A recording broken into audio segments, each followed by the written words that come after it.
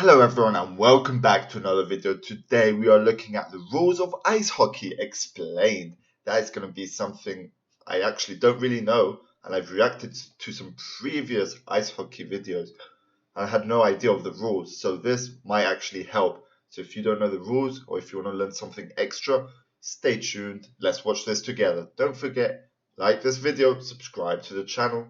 Let's get on with this reaction. Let's get this video. Let's try and get, 100 likes. That's the goal. 100 likes for this video. Let's get it. Nin explains the rules of ice hockey. The object of the game is for your team to score more goals than the opposing team. To score Okay, a goal, that is obvious, I think. Like scoring more goals than the opponent. That's common sense, don't you say? I think so. the player must hit the puck, which is a 4-inch disc of rubber, completely across the goal line and into the goal. If the puck doesn't cross the line, it doesn't count. The ice surface is 200 feet by 85 feet in North America and 60 meters by 30 meters internationally. The game starts with a face-off, where the puck is dropped between two opposing players at center ice. A face-off is used to restart play and can happen at one of the 8 other face-off dots on the ice. Ice hockey is played with 2 teams of 20, with 6 players on the ice at any one time. They consist of 3 forwards, 2 defenders, and 1 goalie. There's an unlimited amount of substitutions in this game, and they can happen at any time. The game is played in 3 20-minute periods, for a total playing time of 60 minutes. High score at the end of time. Okay, that's another thing we did not know. 3 times 20-minute periods, so total 1 hour. In football, soccer, in other words, it's 45 minutes, 2 periods. This is kind of different. I think it's better because, they 20 minutes, they give it their all, and then they go relax for some time, and then they come back on stage. Let's see what else. It sounds easy enough to understand, and it's the most simplistic way of looking at it, but ice hockey is filled with things that you can and cannot do. And should you break one of these rules, you will serve a time penalty, leaving your team with 1 less player, and your opponent with a man advantage. The team with the man advantage is on the power play, and this makes it easier to score a goal as there is 1 less player to defend the net. The team with the man in the penalty box is on the penalty kill, and usually they defend like crazy until the time of the penalty expires. The length of time of penalty depends on the infraction made. These minor infractions result in 2-minute minor penalties. When a goal is scored by a team, Let's see that again. Hooking, slashing, delay of game interference, goaltender interference, tripping, roughing, elbowing, boarding, cross-checking, charging, holding, high sticking, kneeing, check from behind, spearing, unsportsmanlike, conduct, too many men on the ice. Okay, these are the minor penalties, which is 2 minutes out, if I'm correct. Let's keep going. It's in 2-minute minor penalties.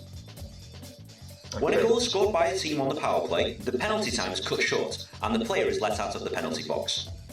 These major penalties, or this is for 5 minutes out. So fighting, charging, hit from behind, hit to the head. Infractions result in 5-minute major penalties.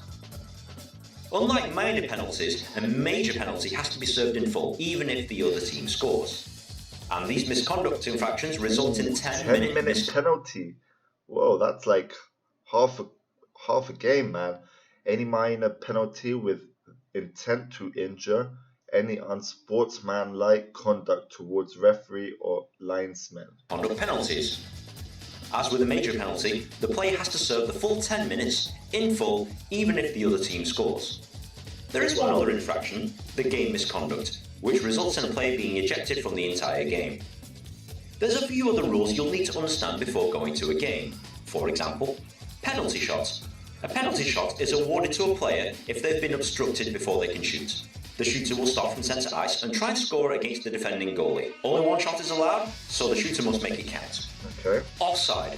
The puck must completely cross your opponent's blue line before any other players on your team.